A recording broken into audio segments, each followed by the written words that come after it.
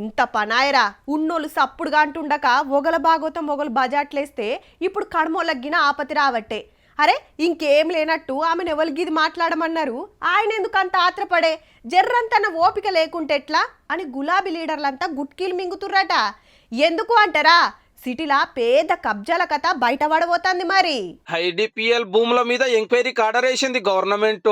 4,000 కోట్ల రూపాయల విలువైన భూములు మళ్ళా బీఆర్ఎస్ సర్కార్ అందరి కాడికి అమ్ముకుర్రట.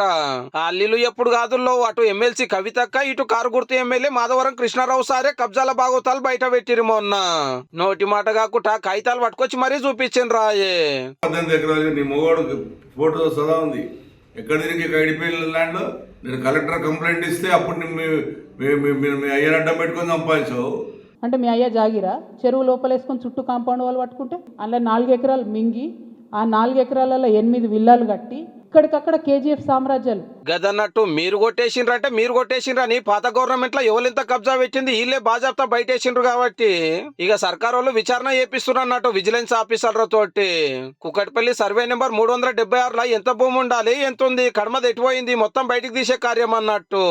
ఏ ముఖ్యమంత్రి కూడా విచారణ జరిపించలేడు. నిజంగా ముఖ్యమంత్రి విచారణ జరిపిస్తున్నారు కాబట్టి రేవంత్ రెడ్డికి ప్రత్యేక ధన్యవాదాలు తెలియజేస్తాం. మాధవరం కృష్ణారావు ఐడిపిఎల్ ల్యాండ్ లా 0% ఉన్నా దేనికన్నా సిద్ధము. ఐడిపిఎల్ అంటే మందులు తయారు చేసే సెంట్రల్ గవర్నమెంట్ కంపెనీ. 64 ఏళ్ల కిందట కుకట్పల్లి, బాల్నగర్, కుత్బుల్లాపూర్ ఏరియాలో 902 ఎకరాలను మన సర్కార్ ఇస్తే కొన్నేళ్లు మస్తు నడిచి అటెంక మూత పడ్డది. ఇంత సిటీ వెరుగుడుతోటి అది మెయిన్ ఏరియా అయ్యింది.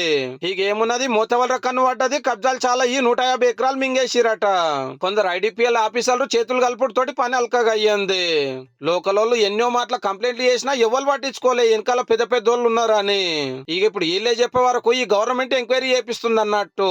మరి ఎవరెంతో కొట్టేసింది ఎన్నడు తేలుతుందో గానీ సర్కార్ మారకుంటే ఐడిపిఎల్ భూములను ఇంకెంత అమ్ముకుందరో. పేద బిడ్డలని 80 గజాలు 100 గజాలకు ల్యాండ్ అమ్ముతున్నావో దొంగ రిజిస్ట్రేషన్స్ ఆ కాగితాలు సృష్టించి సడన్గా హైడ్రాన్ మేము మాసంటోళ్ళం తిట్టగానే పోయి ఆడ పేదవాళ్ళ గుడిసెలు కూడా కొడతాడు.